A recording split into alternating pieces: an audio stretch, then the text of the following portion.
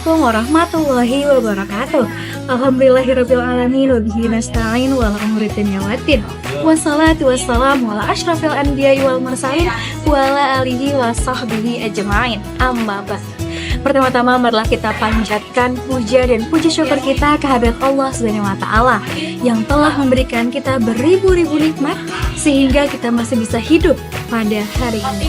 Tak lupa salawat serta salam kita junjungkan kepada baginda kita Nabi Muhammad SAW yang telah membawa kita dari zaman kegelapan menuju zaman yang terang beneran seperti sekarang. Halo semuanya, hai. Perkenalkan, nama saya Aisyah Amalia Ramadhani dari kelas 8 Dewi Sartika. Di sini saya ingin membahas tentang awal mula diperintahkannya berpuasa. Selamat menonton. Puasa Ramadan yang tiap tahunnya dijalani oleh umat muslim tentunya dilatar belakangi oleh sejarah yang akhirnya menetapkan bahwa puasa Ramadan adalah ibadah yang wajib untuk ditunaikan. Sejarah puasa Ramadan bagi umat muslim memiliki makna yang sangat mendalam yang dilandasi oleh kepercayaan beribadah kepada Allah Subhanahu wa taala.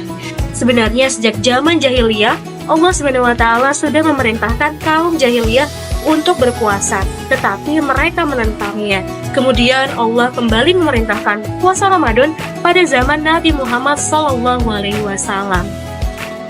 Dulu sebelum ayat Al-Quran mengenai puasa turun, Nabi Muhammad SAW selalu menjalankan ibadah puasa selama 3 hari pada setiap bulannya, sebagaimana ibadah yang diwajibkan pada masa Nabi Nuh alaihi salam. Selain itu, Nabi Muhammad SAW juga selalu menjalankan ibadah puasa pada 10 Muharram atau yang dikenal sebagai Hari Asyura. Puasa Asyura sendiri berjalan selama beberapa tahun setelah Rasulullah SAW bermukim di Madinah. Setelah beberapa lama, Allah Subhanahu wa taala menurunkan perintah kepada umat muslim untuk berpuasa di bulan Ramadan. Kemudian puasa Ramadan diperintahkan kembali pada tahun kedua setelah Nabi Muhammad SAW berhijrah ke Madinah. Pada zaman dahulu, Nabi Muhammad SAW berhijrah dari Mekah ke Madinah sebagai upaya agar terhindar dari gangguan kaum Quraisy. Selain itu, hijrahnya Nabi juga sebagai bentuk penyempurnaan syariat Islam. Perintah untuk berpuasa di bulan suci Ramadan didasari oleh firman Allah yang tertera di dalam Al-Quran pada surat Al-Baqarah ayat 183 sampai 184 yang berbunyi, كما كتب على الذين من قبلكم لعلكم تتقون أياما معدودات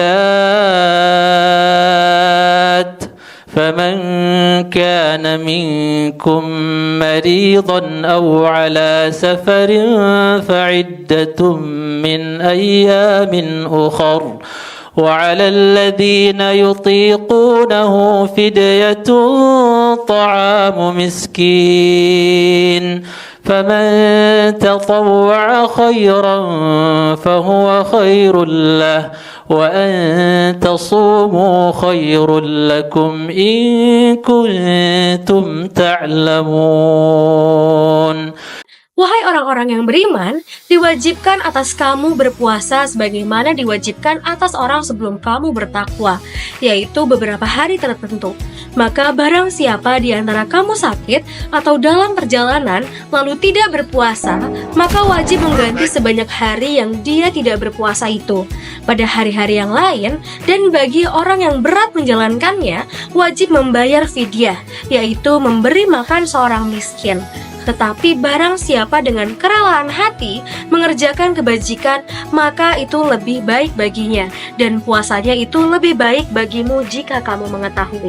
Setelah firman Allah ini diturunkan, puasa Ramadan menjadi salah satu ibadah yang wajib untuk dijalankan oleh umat Islam selama 1 bulan penuh, sesuai dengan rukun syariat agama. Puasa juga merupakan bentuk penyempurnaan agama, sebagaimana bahwa puasa masuk dalam rukun Islam yang ketiga, sehingga dengan ini umat muslim wajib mengerjakannya. Apabila seseorang tidak mengerjakannya, maka dirinya akan mendapatkan dosa.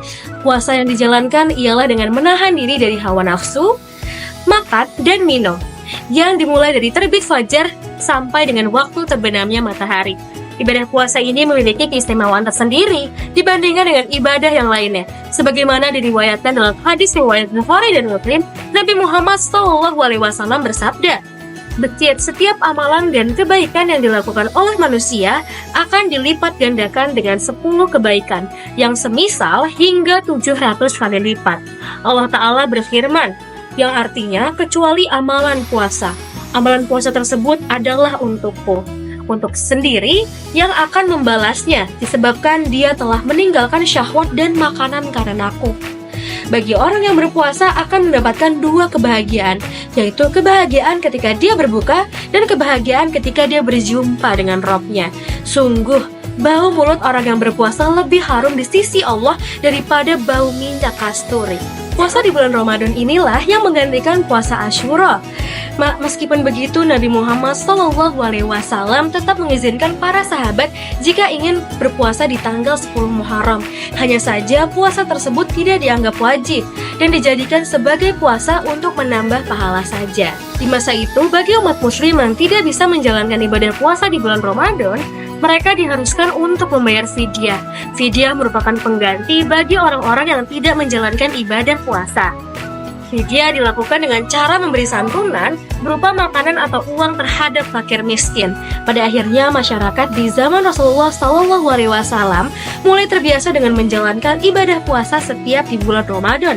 Peraturan fidyah akhirnya dihapus dan kini hanya diperuntukkan bagi orang-orang yang benar-benar tidak sanggup menjalankan ibadah puasa di bulan tersebut, seperti ibu hamil dan orang yang sakit keras. Sekian dari saya. Kurang lebihnya mohon maaf. Wassalamualaikum warahmatullahi wabarakatuh.